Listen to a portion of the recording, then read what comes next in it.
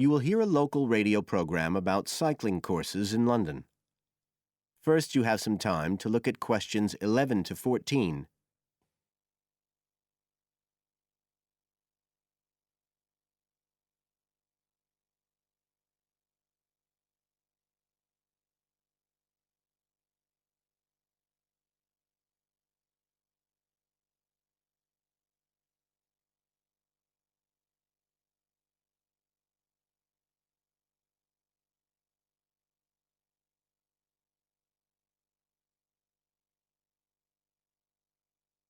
Now listen carefully and answer questions 11 to 14. There's been a great deal of interest lately in encouraging people to use bicycles instead of cars as a means of transport. But not everyone is confident about riding a bike at the best of times, let alone in the middle of a city like London.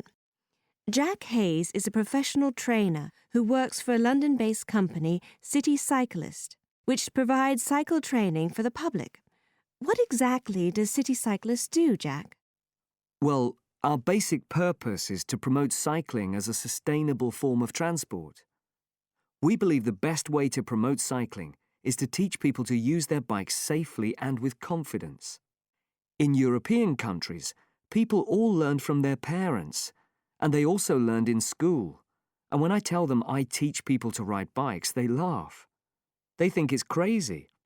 But here in London, it's completely different. You're approaching the point where a whole generation of people have grown up not being allowed by their parents to cycle because it was considered to be getting too dangerous.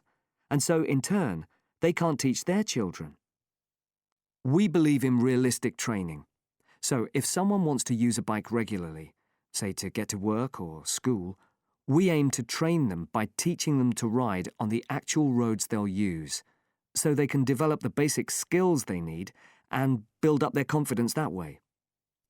At City Cyclist, we believe cycling's for everyone, no matter what age or level of ability or mobility. We do complete beginners and also advanced courses. That's for urban cyclists who want to deal with things like riding in streets with complicated intersections and things like that. We don't promote the use of personal protective equipment for cyclists, and we endorse the policy of the European Cyclists Federation that parents should be allowed to make an informed choice as to whether or not their child wears a helmet. We believe the key to safe cycling is assertiveness, taking your place on the road. This has to be instilled right from the beginning. Assertive road positioning and behaviour is the key to safe cycling in congested urban environments.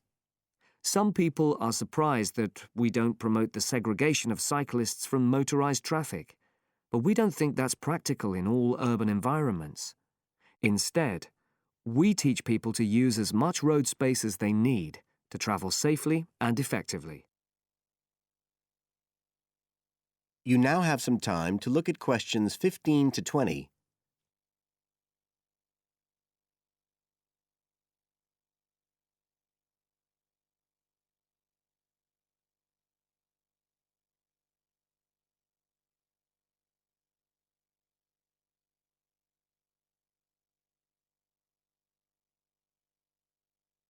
Now listen and answer questions 15 to 20.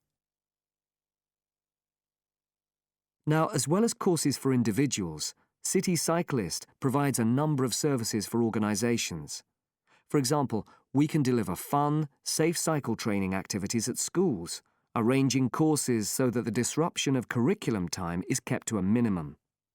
As well as this, in order to promote safe cycling, we have provided training courses for employees and staff of local councils.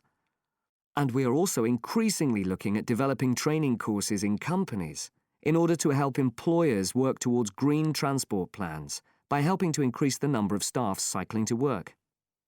Right, so that's a brief summary of what we do. If any listeners would like to find out more about the organisation, you can have a look at our website. That's City Cyclist. CITI cyclist.co.uk. And in order to book lessons, you can either phone us on 020 7562 4028 or do it online.